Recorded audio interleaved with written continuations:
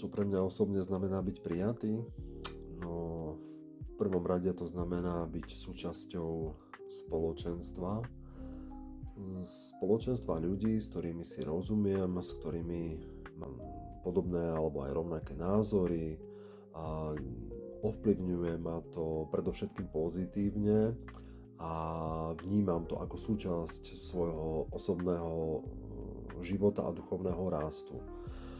Čo v podstate súvisí aj s prvým unitárskym princípom sloboda svedomia a presvedčenia.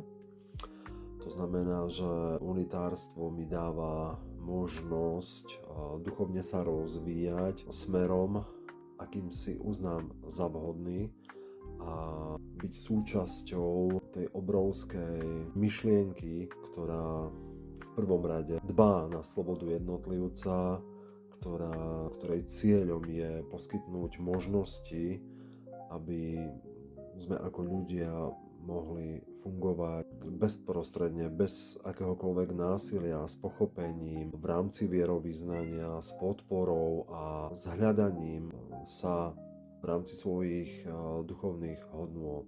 Je to veľmi inšpirujúce, je to posilňujúce a vnútorne ukľudňujúce. A ja som za to rád.